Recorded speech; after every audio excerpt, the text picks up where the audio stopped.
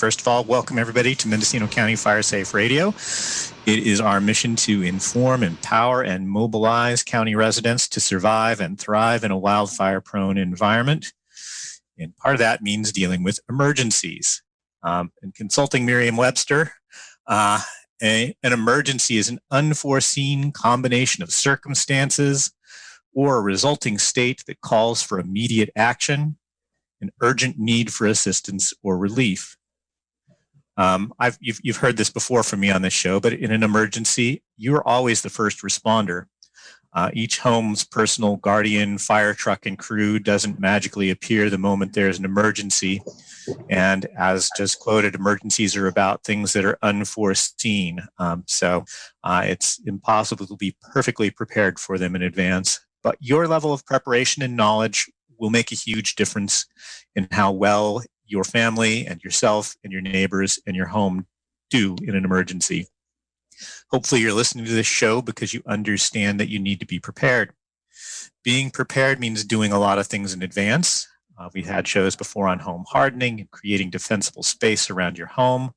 You need to have your to-go kits ready and have plans. We'll talk about all those things probably briefly later on.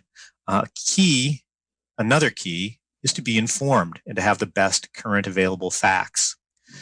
You need facts to survive and thrive. Knowing early, staying updated, and knowing what's actually going on is critical. Emergencies also tend to come with a lot of rumors and misinformation, which can be particularly dangerous when you're dealing with unforeseen combinations of circumstance or the resulting state that calls for immediate action. In other words, an emergency. Which is why we're honored to bring today's show to you with Tricia Austin, fire prevention specialist who acts as the public information officer for our CAL FIRE Mendocino unit, and Brent Blazer, the emergency coordinator for the County of Mendocino. And with that, I'm going to let them briefly introduce themselves and give us a little bit about their background and what led them to do what they do and why they're doing it. We'll start with Brent. Hey, good morning, Scott. Thanks for having us today. My name's Brent. I work with Mendocino County. I'm the emergency coordinator. I've managed the program for OES here in the county. Really, my background a little bit was I did the military for 13 years, enlisted, became an officer after college, and we like to joke that we cause emergencies and then we manage them.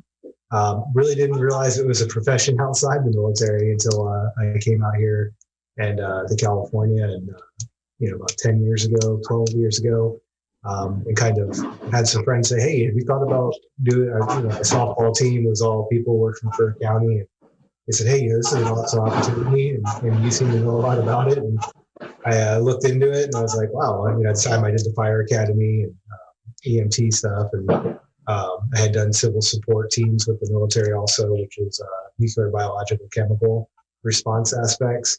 And so it was just a good fit. And I ended up I've been in business for about 10 years now.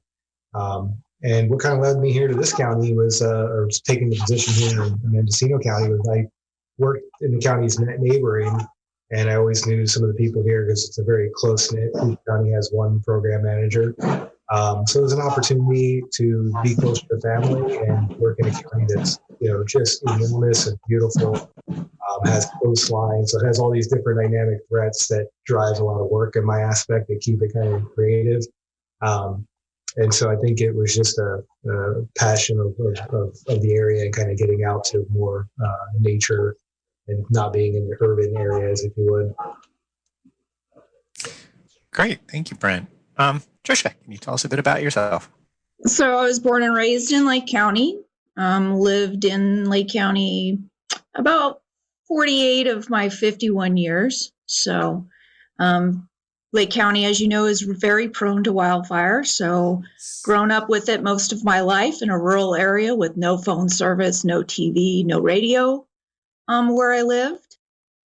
So we just had to keep an eye out and load up the car and keep the keys in our pocket and get up every once in a while and check and see what the situation was and determine if we were exiting and going to visit friends to the right, or if we were exiting our home and going to the left and visiting friends somewhere else, should we need to leave the area. So grew up with wildfire, you know, in that area. As far as professionally, I spent 15 years in retail management and then made a change and went to the County of Lake Health Services and worked in their emergency response department, doing planning for things like mass dispensing, like they're doing currently with COVID. So did a lot of that and wrote grants, worked with the hospitals, the clinics, and CAL FIRE. And that's how I ended up with CAL FIRE, was doing exercises and trainings, started working with them, and then transitioned over to the CAL FIRE in 2008. Spent 8.5 years in dispatch, and then came to be the fire prevention specialist on January 1st, 2017. It was always my goal with CAL FIRE to be a fire prevention specialist. I met one while doing American Red Cross work in Lake County, and I knew that I wanted that job. So I've spent all these years working my way to this position because I think it's important to educate and reach out to the community. And my primary goal in life has been service, whether it was in the retail field or in emergency preparedness and response. It's always been service to my community in some way. So that's why I wanted this job. This is my dream job, and I will probably retire from this job. That's great. Thank you. So let's start with a bit of the big picture. Brent, going back to you, what is the Office of Emergency Service, and what's its big role? Yeah, so emergency services, it's kind of a misnomenclature or a misunderstanding. A lot of people think we provide service directly to the public. Really, emergency management, a lot of agencies have transitioned to the term Office of Emergency Management or Department of Emergency Management, because our role is really about organizational alignment and management of resources and responsibility across departments, right? There's only one of me, and this agency historically has kind of fluctuated between none and one or two staff members. And so, I really, the bandwidth isn't there like some of the bigger jurisdictions. Really, it's about prioritizing or figuring out what's going on in an emergency and kind of working with either county departments, cities, supporting the cities, and or partners like CAL FIRE, law enforcement, and kind of just cross-talking and figuring out what resources are needed to stabilize an incident, whether it's man-made or natural. And then part of that, of course, is working with the nonprofits and other big organizations that bring resources to bear. Just making sure that, who has what toys to play with and who's focusing on what types of plans and response aspects. Oh, thank you. And Tricia, from a kind of an emergency information perspective, how does CAL FIRE get involved in that? Well, I'm not sure exactly what you're asking on that, but as far as CAL FIRE's mission, or is that what you're wanting as far as in the unit? Sure. So our mission and our responsibility is to the state responsibility area. So there's a local response areas within our unit. So that would be like your Little Lake Fire or your Ukiah Fire. They are responsible for local area response. And then we are outside of that in the state responsibility area. So more of those areas where you have the interface between wildland and a large amount of vegetation and where people are living. I would say that's a good description of that area that we're responsible for. And then like you have the federal responsibility area, which is like the Mendocino National Forest. And then you have the tribal lands and their area of responsibility. And then we're always working to support those local responsibility agencies also. So our responsibility is within that state area. Our mission is to put out fires within 10 acres or less. That's always our goal when we have a start within the state responsibility area. Our priorities are first going to be life, then going to be property, and then going to be environment in that order. So we're always looking at those goals and also putting that fire out as soon as possible. We also provide support in the form of 911 call taking services. We contract with the local government agencies to provide that services. So we provide it for medical and fire, not for law enforcement. We are also always working on vegetation management program projects to help us build those barriers so that when we do have a fire, that we have good fire line already in place, or at least good access. So we work on vegetation management projects within that program to provide ourselves better access and a place to stop the fire around a community during our off time, during the time that we're not actually actively fighting fires. We support the local agencies through auto aid and mutual aid by responding to medical aids, traffic collisions, hazmats, structure fires. Our jurisdiction isn't over structure fires, but we're oftentimes supporting local fire departments when needed. Right. That's a lot. And in terms of when emergencies are happening, I imagine there's a fair bit of interaction between your two organizations. How does that work? So go ahead, Brett. Yeah, well, I was just going to say, Patricia brought up some really good points, and I think it's a great example. Specifically, like the August fire and Oak Fire that we just had last season. She kind of touched on how CAL FIRE has different areas of responsibility, right? State area versus local jurisdiction versus federal. So that example specifically, the fire started within a federal area of responsibility. So initially I was getting phone calls to do alert and warning from federal incident management teams. And then as that fire progressed, because federal actually has a different techniques and things that they do when they respond to fires, right? Different resources they use. As that fire progressed and transitioned into state areas of responsibility, CAL FIRE started picking up bigger pieces of that. And then of course, the whole time we're having to coordinate amongst, at one point, 4 different incident management teams, 2 that were federal and 2 that were state from CAL FIRE.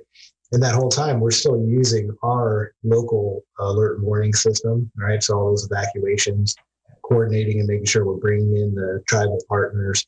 And it's always a challenging thing, right, to get everybody in the know. But that's the big aspect. That's really what OES is supposed to be doing, is trying to bring partners together, making those relationships.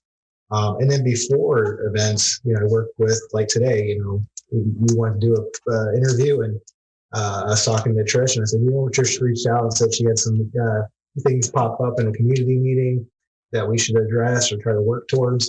And I said, hey, you know what? Hey, you should be in this meeting with me, because a lot of our programs, whether it's preparedness,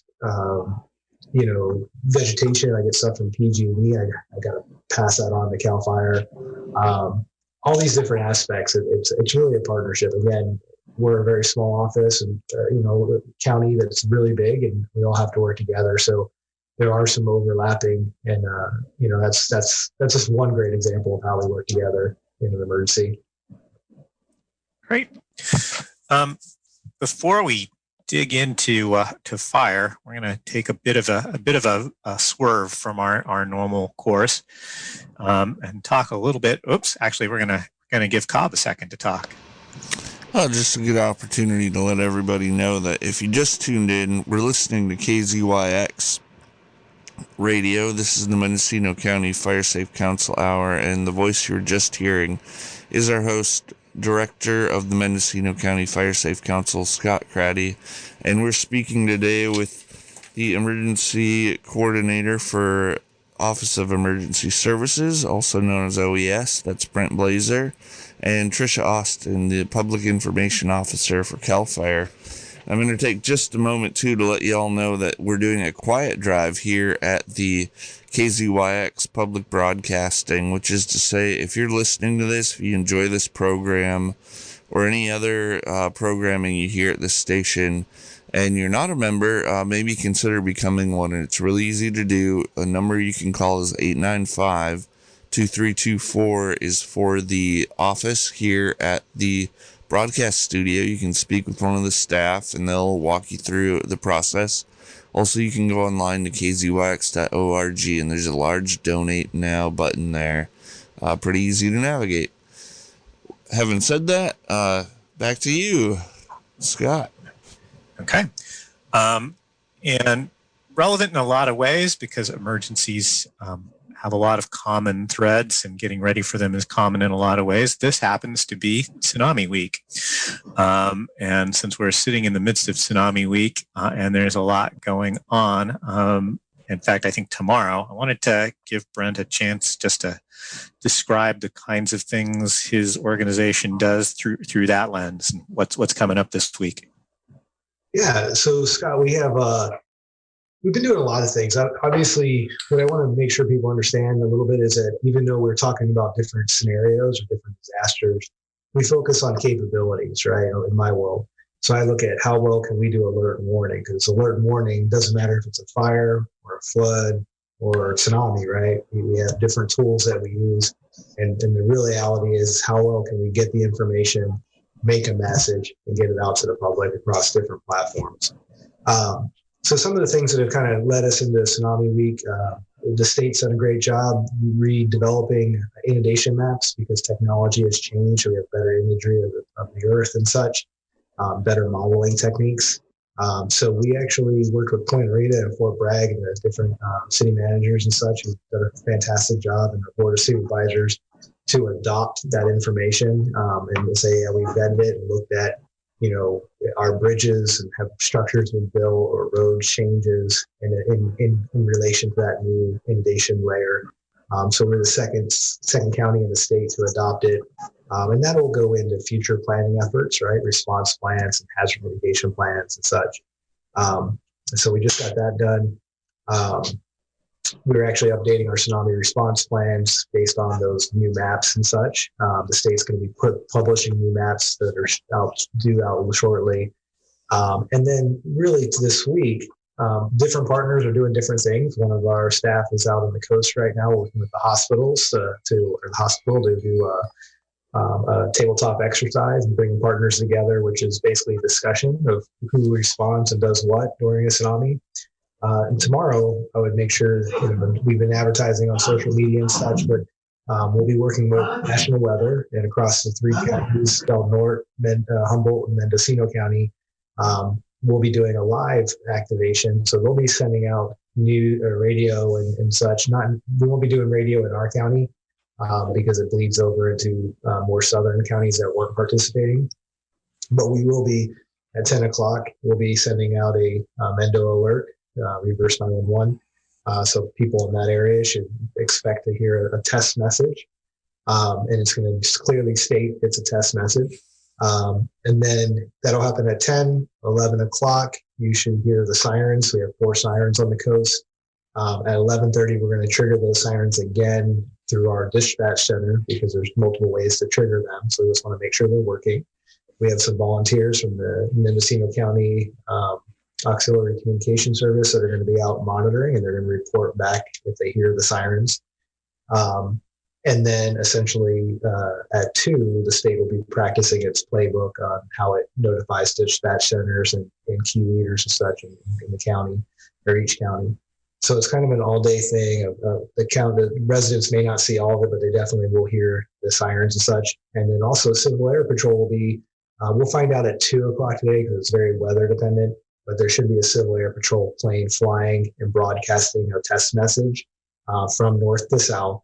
And so they'll hear that, any time between, 10:30 and noon, depending on how long it takes them to fly down the coastline. And that'll very much clearly identify just a test message. It won't, testing of their audio abilities from the aircraft. So yeah, that's really it. What we'll do is in October, hopefully we'll do actual more of a public facing evacuation drill. And hopefully at the end of the year, we'll be one of those counties ranked as tsunami ready. That's kind of one of my goals this year, is to kind of meet all those requirements and get all these things in place.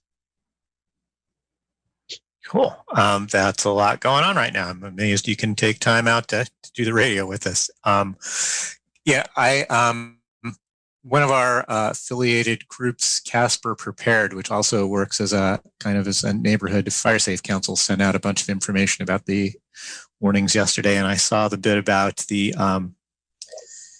air alert, which I've never come across that before. Is that something that's going to be more widely deployed, or is that something that's like possibly part of wildfire preparedness down the road as well?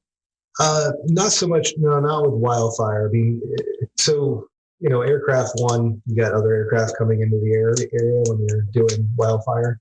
And I will say, so my job in the military, I was a fire support coordination officer and did field artillery. So that's, not just cannons, rockets and such, but it's also dropping ordnance from aircraft. So being a ground combat controller is kind of part of the job.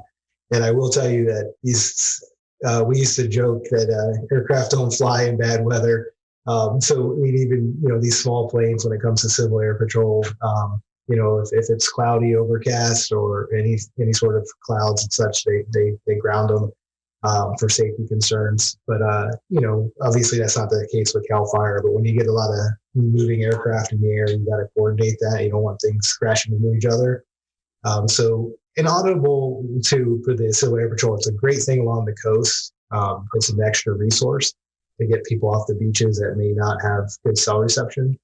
But at the same time, it sometimes can be hard to hear if they fly too high. So in a smoky environment, it wouldn't be a good tool. And then also with all the terrain aspects, it would be it's not usually as a preferred technique. Well, in the instance of our wildland fires we've had recently in the recent years, high winds, and the aircraft's not going to fly in high winds.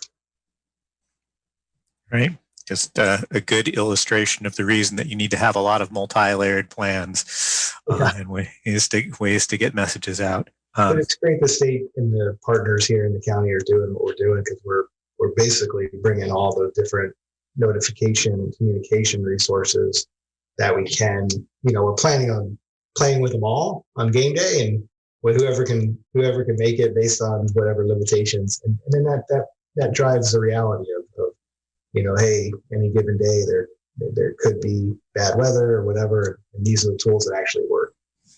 Yeah, that's great. Hopefully we'll have time to get to it later. But I mean, the flip side of that is, for the people listening out there, you need to be equally intense about thinking through multiple ways of getting information, cell phone, radio, etc. Because some of them in emergencies, that's why they're emergencies. Some of those won't work. So you need some backups. Getting back to plans, Brent, can you give us a little bit more about what current projects your agency has going on? What's on the horizon? Yeah, we have a slew of different things we're working on. Specifically, the county rolled out a evacuation plan the other year. And then, planning is never done. Okay, I just want to share that with everybody. Planning is a process, and really the exercise of going through planning is what makes you better, right? I think Mike Tyson jokes that everybody has a plan until they get punched in the face, right? And so, I mean, you think you know what's going to happen, you think you have all the partners informed, but then there's certain things that don't work, and you have to adjust the plan.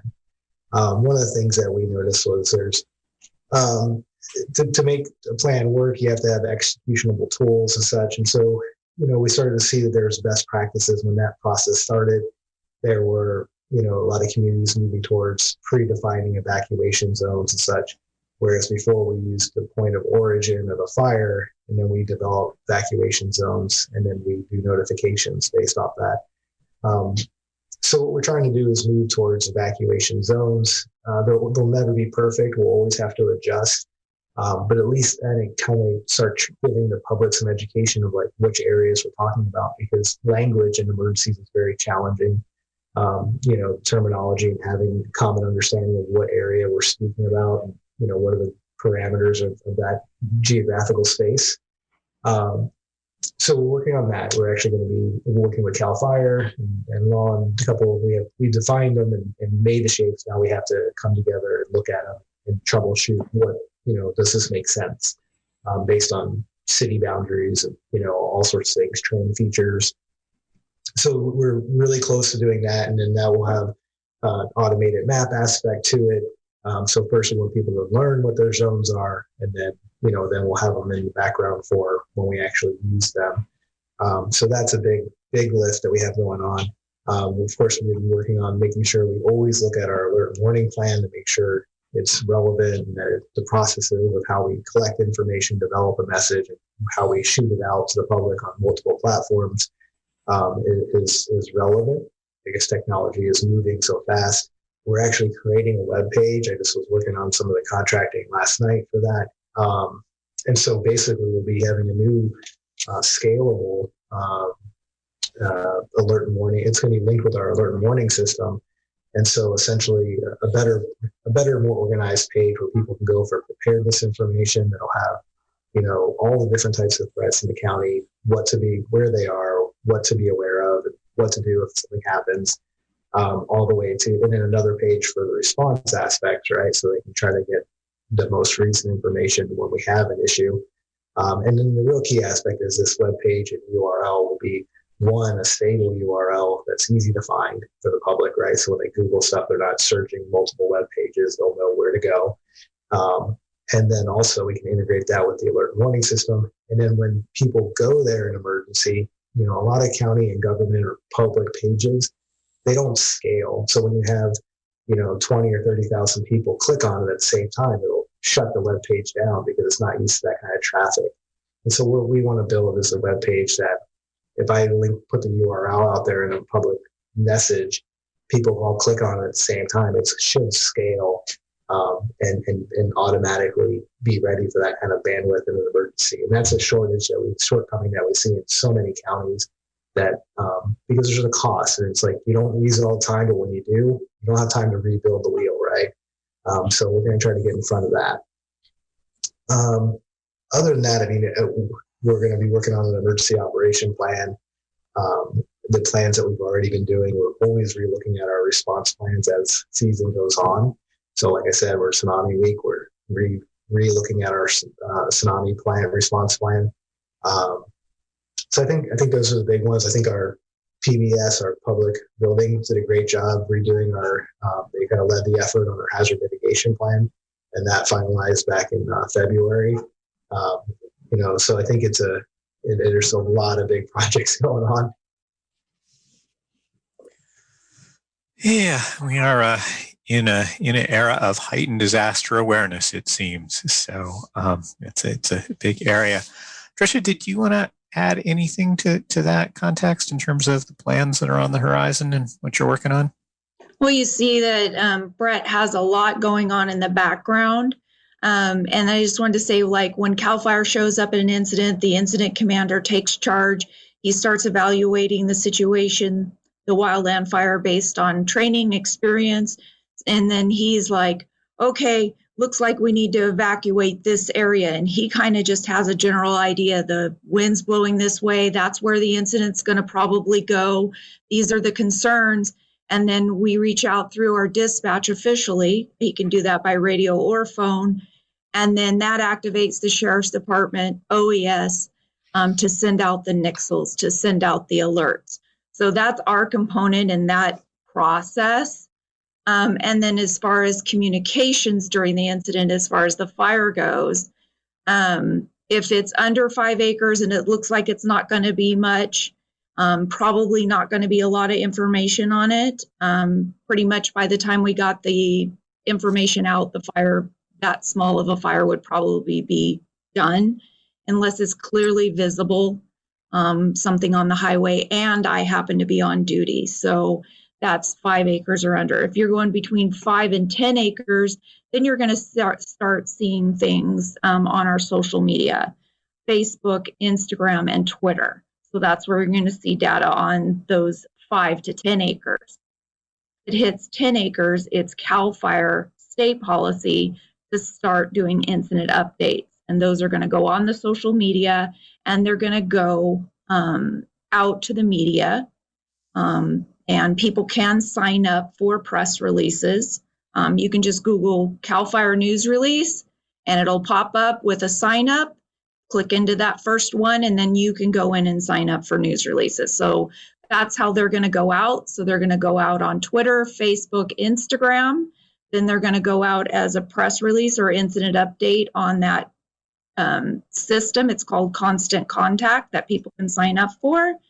And then it's going to go to the CAL FIRE website that's administered in Sacramento. But that's a little bit of a lag time. So it's better to look at that social media and sign up for our local news releases to get that data first. And then it goes out from there. So to a significant, go ahead.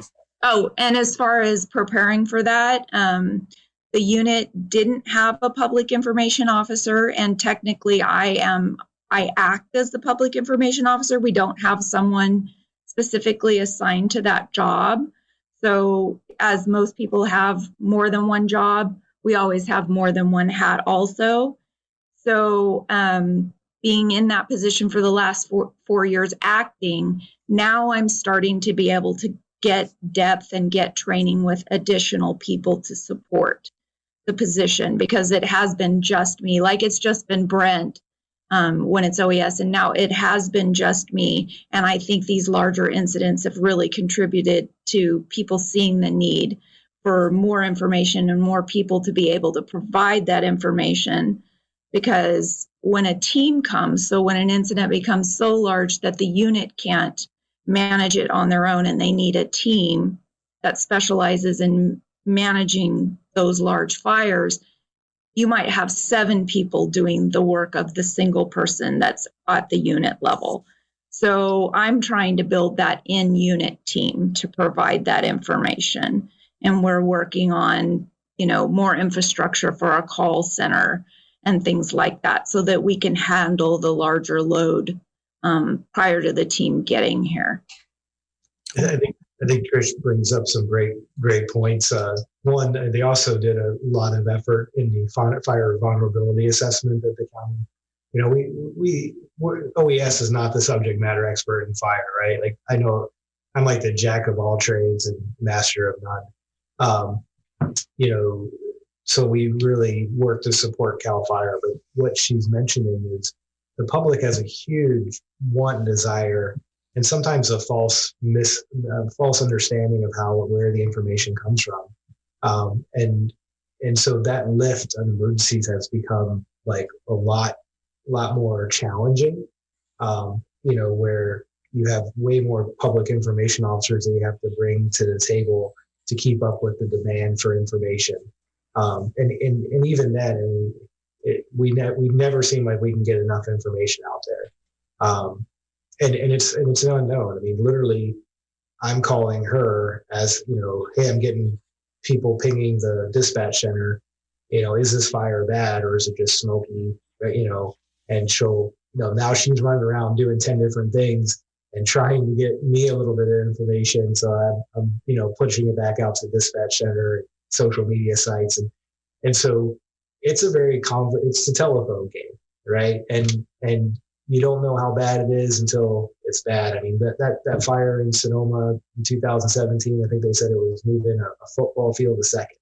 So imagine, within 4 hours that it traveled from one county into the heart of another, trying to figure out what's going on, develop the message. Oh, and then you want to translate it and then fire that out across multiple platforms in which you have to reshape that message, because not all platforms, you can draw a long email on email, but on Twitter you only get so many characters, and on Nixle messaging you only get so many characters. So you got to reshape it for each person. So it's a really challenging. She has a very challenging position, and at the same time, we can do a great job handling an incident and high five each other and go home. But if the public doesn't know what it was about, we could take a huge black eye.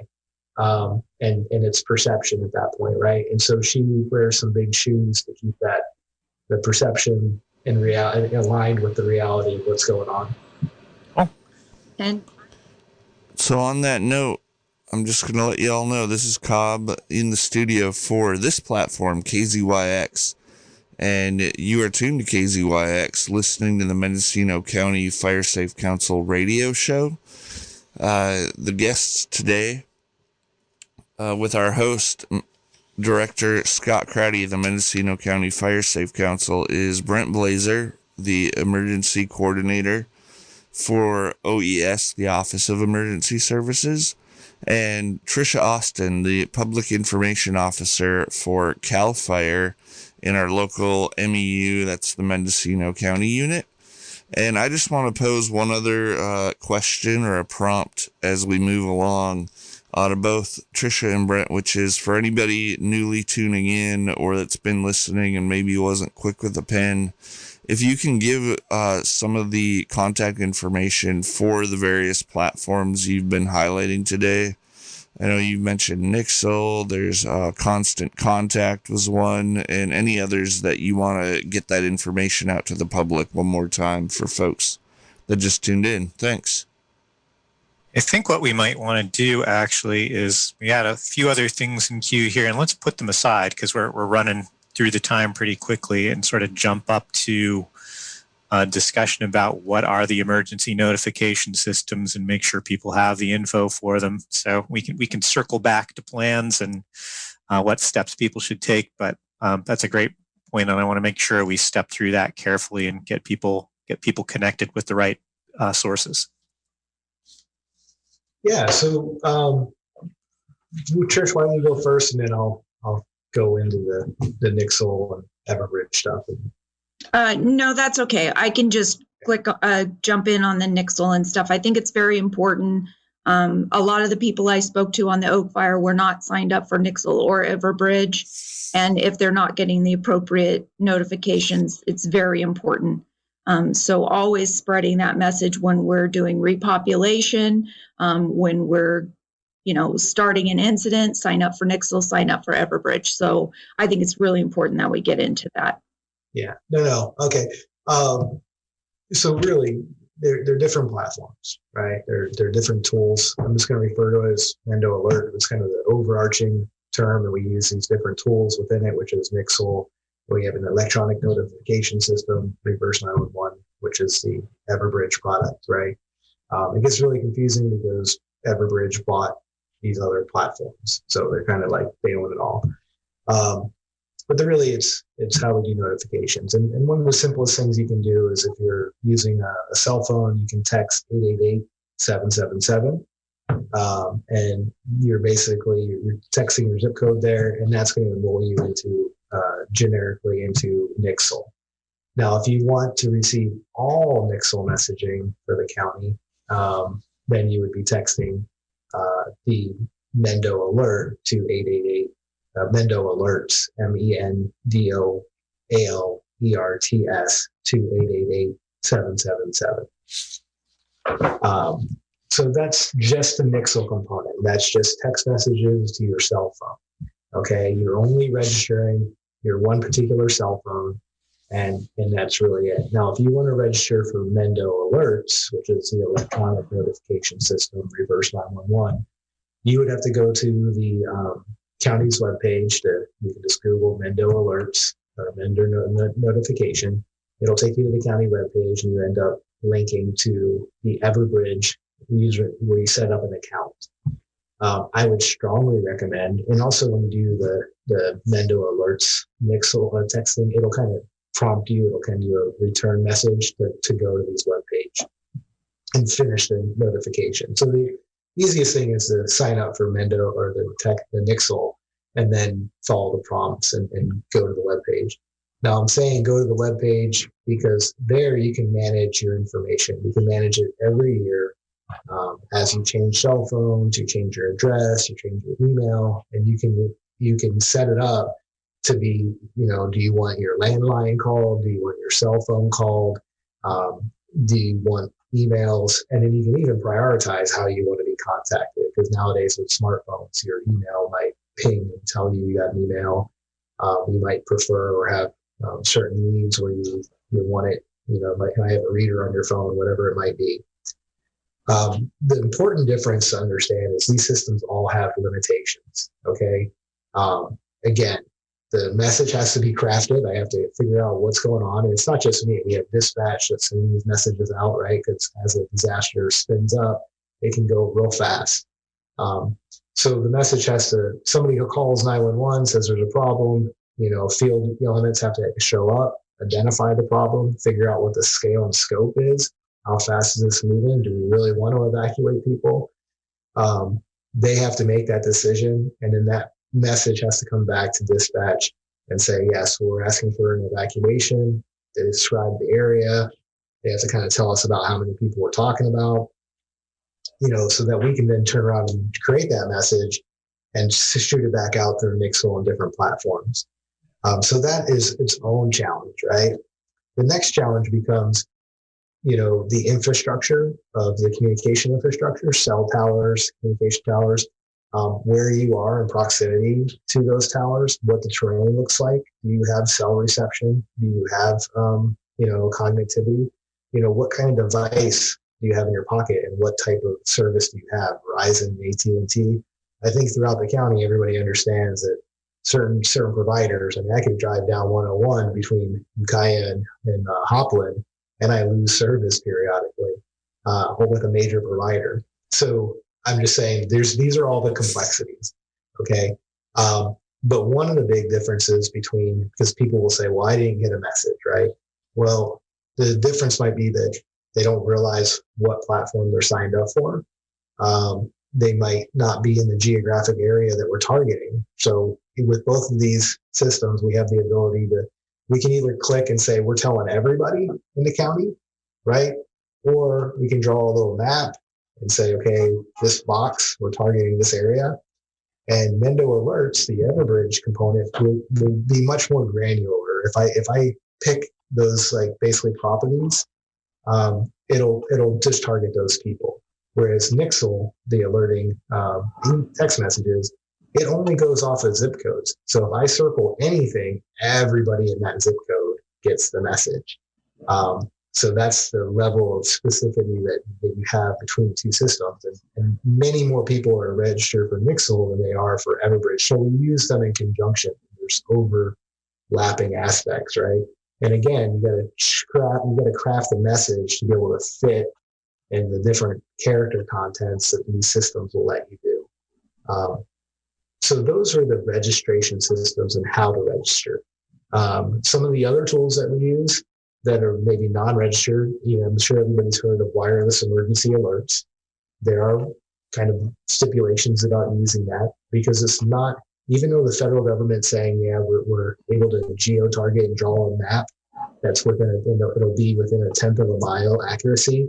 That's not a true statement. The technology in the lab does that, but the reality is that cell phones and infrastructure and terrain, because those aren't text messages. That's actually a radio frequency that's coming from the closest cell tower to your phone. So your phone has to be latest, greatest, to have the geocoding aspects. It has to be able to accept certain character contents to keep up with newest aspects. The cell your provider has to be issuing those alerts. Sometimes they don't have to by law. So there's a lot of complexity. So when things go sideways, we start sending it out on all three of these platforms. And then on top of that, I think if you were in the area last year, we were sending it out on EAS, the radio emergency alert system, which then hits your TV and radio and goes through your NDEC system that's probably sitting behind you at the radio station. Those are all the tools we use. Not to mention, high-low sirens. If you hear a high-low siren, there's probably, on the patrol cars, mobile sirens. That means there's probably a problem. You need to at least take notice and start looking for initial information and find out if you need to evacuate. We have an LRAD, a long-range acoustic device, which is a mobile siren, if you would. But that limitation is that you got to move that thing around, right? You got to get it in place, and it's only good for so much range. So these are all just different tools that we use. And I mean, and if it's going really sideways, like we call up National Weather Service and we try to use the National Weather Radio, which it kind of piggybacks off of emergency alert system. Hey, I have a question. This is Cobb Engineering at the KZYX studio there, Brent. And just because you mentioned the emergency alert system and even mentioned it here in our studio, for listeners, that's the system that we usually hear just the drills going out over the air. This has been a test of the emergency broadcasting system. This is only a test. I've done that since I was like 5 years old. But we did have a listener call in earlier wondering about overall contact, if they have feedback, residents in the county and their experience with some of these various systems. If they want to just talk to somebody one-on-one to help them to navigate some of this and maybe give some feedback on how it worked or not, is there any kind of follow-up contact information that they can look for?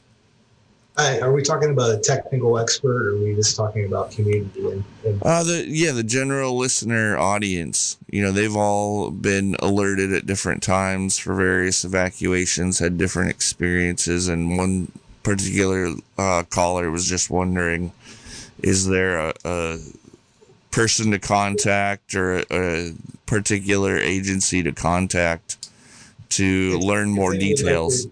Yeah, I mean, we took a lot of input, especially from broadcasters, and we have ACS, auxiliary communication services, like ham radio operators that were giving feedback. But if they have questions or concerns, or if they want to provide some input, they can contact OES at MendocinoCounty.org. That's just our general email.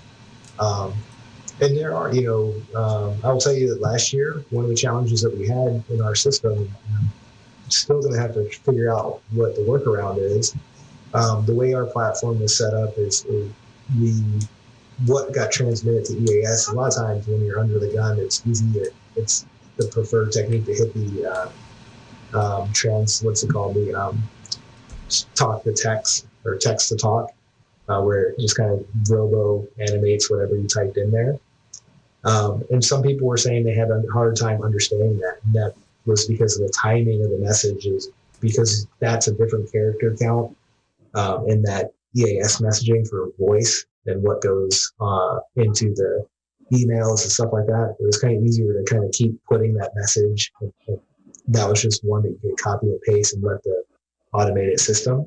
So we did hear some people say that the talk to text was a little bit hard to understand.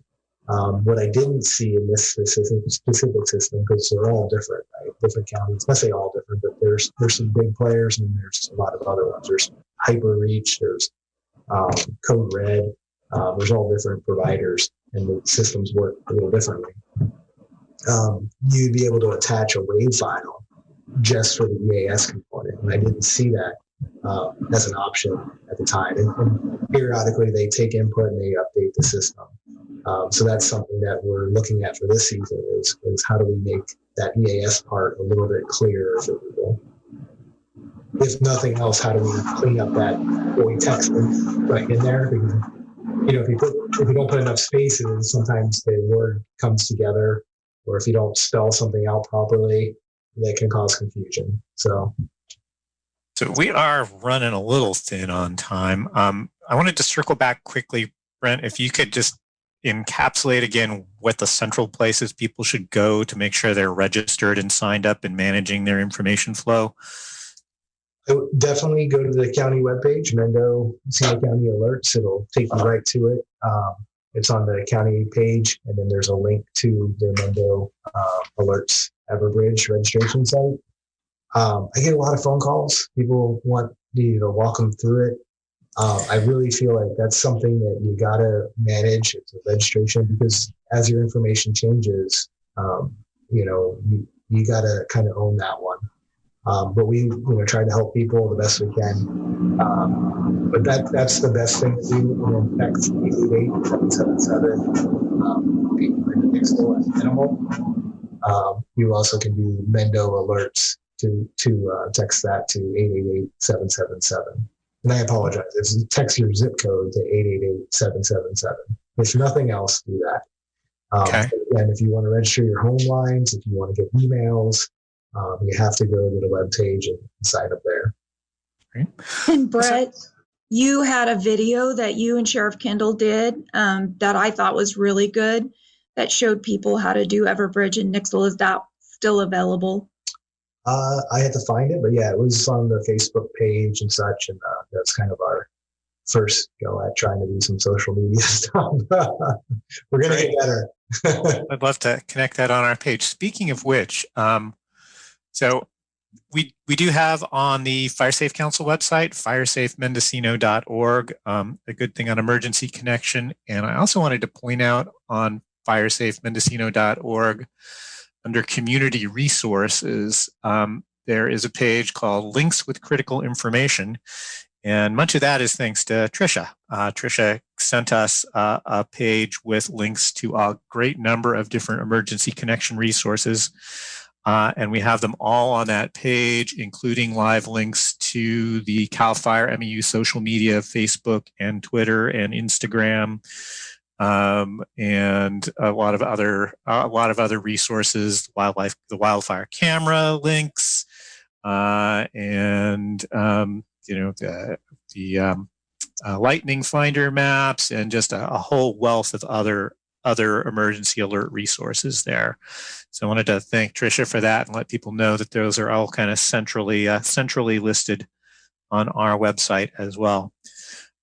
We've only got a couple minutes of time left, and I'd like to just give each of you a moment just to talk to people about what you know, as people are prioritizing getting ready. Fire season's coming up. What message would you like to get out to people about what they should be doing to get ready?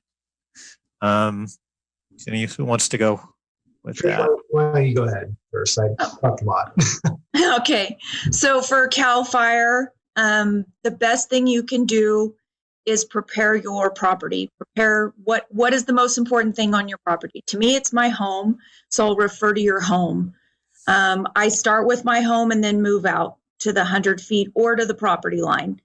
And I want to make sure that the vegetation is not touching my structure, or that the vegetation that is close to my structure is well maintained, green, well taken care of, and not going to lead a fire into my home. So the goal is to keep the flames off your structure and to keep the embers from the passing wildfire from having a place to take hold. So debris. So we're getting down to that defensible space. Make it so the fire is not going to touch your house and is going to pass by. Make it so that there's no place for those embers to take hold and start your structure on fire.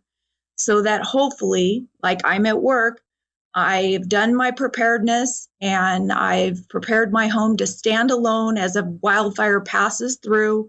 So hopefully I've done everything I can to increase the chances that when I go home, my home's still there.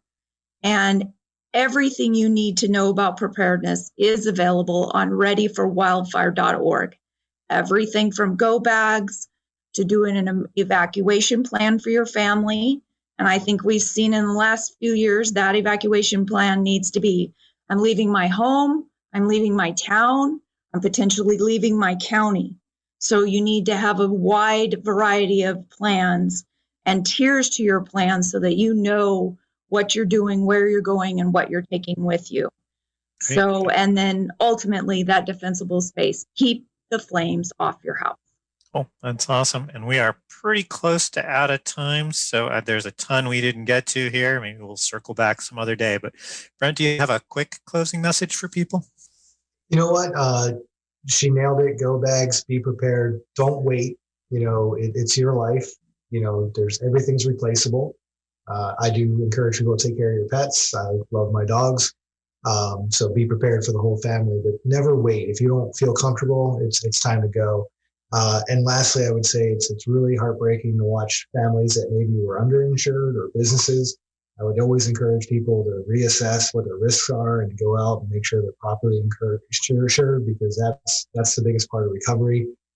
It's nice to know that, if I lose it, I have a check in the mail to rebuild it.